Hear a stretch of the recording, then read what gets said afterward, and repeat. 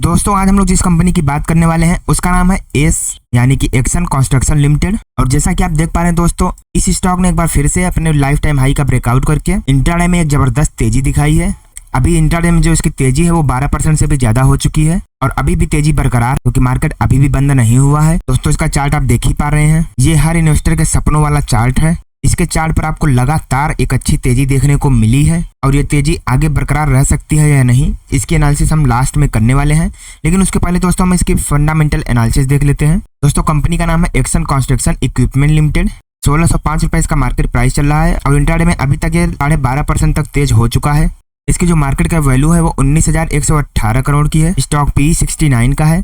ROC 26.2% and ROE 18.8% का है, जो कि बहुत ही बेहतरीन है। पिछले एक साल के हाई लो की बात करें तो 398 का इसका लो था और 1605 रुपए का इसने हाई लगाया है दोस्तों। यानी कि इस कंपनी ने पिछले एक साल में लगभग 400% का रिटर्न दिया है। आपको दोस्तों कंपनी के बारे में बता दूं तो ये company hydraulic mobile cranes, mobile tower cranes, material handling equipment like forklifts, road construction equipment like backhoe loaders, compactors, motor graders and agricultural equipment like tractors, harvesters and rotavators इत्यादि की मैन्युफैक्चरिंग एंड मार्केटिंग करता है। दोस्तों ये एक बहुत ही बेहतरीन company है।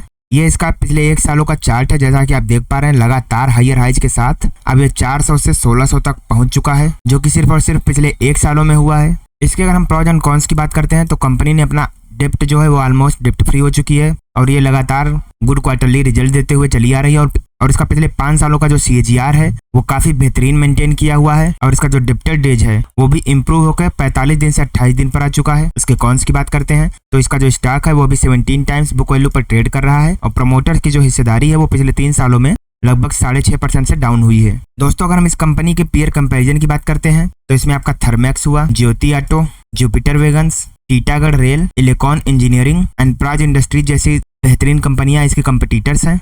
अगर हम एक्शन कंस्ट्रक्शन के क्वार्टरली रिजल्ट्स की बात करते हैं तो इसका जो सेल्स ग्रोथ है वो दिसंबर 2020 में 400 करोड़ का था, दिसंबर 2021 में 437 करोड़, दिसंबर 2022 में 556 करोड़ और दिसंबर 2023 में 753 करोड़ का हुआ है। यानी कि इसके सेल्स में मैसिव जंप देखने को मिली है। वहीं पर नेट प्रॉफिट की बात करें तो दिसंबर 2020 में जहां 31 करोड़ का प्रॉफिट था, दिसंबर 2021 में 27 करोड़, दिसंबर 2022 में 47 करोड़ और दिसंबर 2023 में 88 करोड़ का प्रॉफिट, यानी कि इसका प्रॉफिट में भी काफी ज्यादा जंप देखा गया। वहीं पर अगर हम इसके लॉन्ग टर्म प्रॉफिट लॉस की बात करें तो इसका जो सेल्स ग्रोथ है वो मार्च 2012 में 857 करोड़ का था, मार्च 2015 में 599 करोड़, मार्च 2018 में 1087 करोड़, मार्च 2021 में 1227 करोड़ और अगर करंट में बात करें तो कुल 2692 करोड़ का रहा। वहीं पर नेट प्रॉफिट की बात करें तो जहां मार्च 2012 में 27 करोड़ का प्रॉफिट था, मार्च 2015 में सिर्फ 5 करोड़ का, मार्च 2018 में वापस बढ़कर 52 करोड़, मार्च 2021 में 80 करोड़ और अगर करंट में बात करें तो कुल 277 करोड़ का प्रॉफिट रहा है। यानी कि इसके सेल्स ग्रोथ और नेट प्रॉफिट में भी साल दर साल में भी काफी अच्छी तेजी देखी गई है। इसका जो CAGR है दोस्तों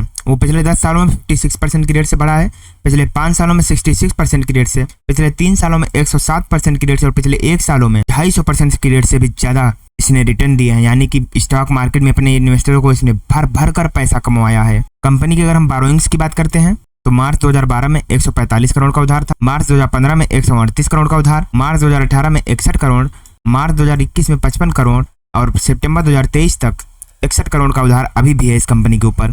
वहीं पर टोटल एसेट की बात करते हैं तो जहां 580 करोड़ का एसेट था मार्च 2012 में, 2015 में वही 609 करोड़ का हो गया, मार्च 2018 में 817 करोड़, मार्च 2021 में 1055 करोड़ और सितंबर 2023 में 1872 करोड़ का एसेट है इस कंपनी के पास, जो कि इसके बोरोइंग्स के मुकाबले में काफी बेहतरीन है। दोस्तों अगर हम कंपनी के शेयर होल्डिंग पैटर्न की बात करते हैं तो इसमें प्रमोटर्स की हिस्सेदारी जहां मार्च 2021 में 70% पर थी, वहां से घटकर दिसंबर 2023 तक अभी भी 66% से भी ज्यादा का है।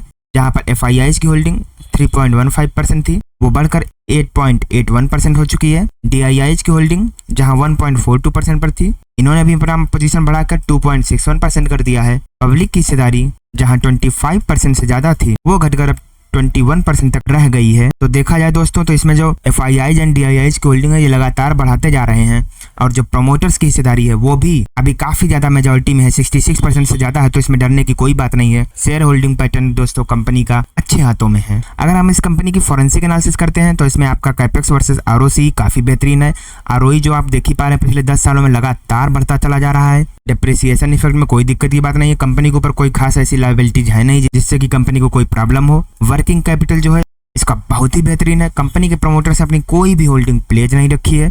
कंपनी का जो डेप्ट है वो इसने बहुत ही अच्छी मात्रा में कम कर दिया है। इसका जो रेवेन्यू है लगातार बढ़ता जा रहा है। शेयर प्राइस में लगातार आप पिछले 10 सालों में उछाल देखते आए हैं। प्रमोटर्स की होल्डिंग जो है वो उन्होंने पिछले 90 दिनों में अब कम नहीं करी है।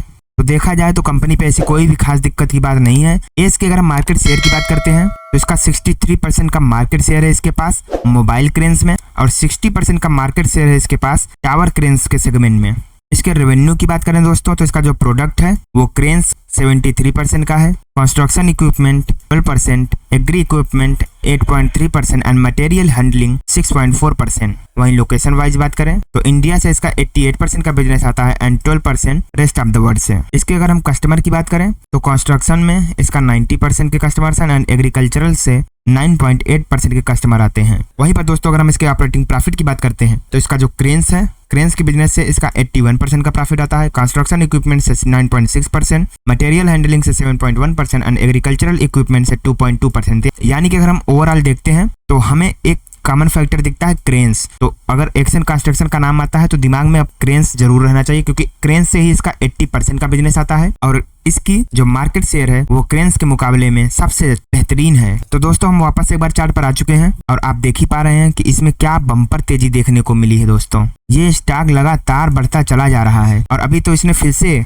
एक अपने लेवल का ब्रेकआउट दिया है, वो भी बहुत ही अच्छी परसेंटेज के साथ। तो दोस्तों अभी स्टॉक ने जहां से ब्रेकआउट दिया है वहां से जितना ये नीचे आया है उतना ये ऊपर जाने की भी क्षमता रखता है। तो इसका जो अगला टारगेट हमें देखने को मिल रहा है वो कम से कम 1800 के लेवल तक का मिल रहा है। 1800 के लेवल तक का आप यहाँ पर टारगेट देखिए। उसके बाद यहाँ पर जो प्राइस एक्शन बनेगा उस हिसाब से हम तय करेंगे कि यहाँ पे और ऊपर जाना है या फिर नीचे की ओर आना है। बाकी दोस्तों अगर आपके पोर्टफोलियो में ये स्टॉक है तो आप बने रहिए, इसमें काटने की कोई भी जल्दबाजी मत करिए। लेकिन अगर आपके पोर्टफोलियो में ये स्टॉक नहीं है और अभी आप लेना चाहते हैं तो एक बार खुद की एनालिसिस भी जरूर कर लीजिएगा। और अगर वीडियो पसंद आई हो तो कमेंट में जय श्री राम जरूर लिख दीजिएगा।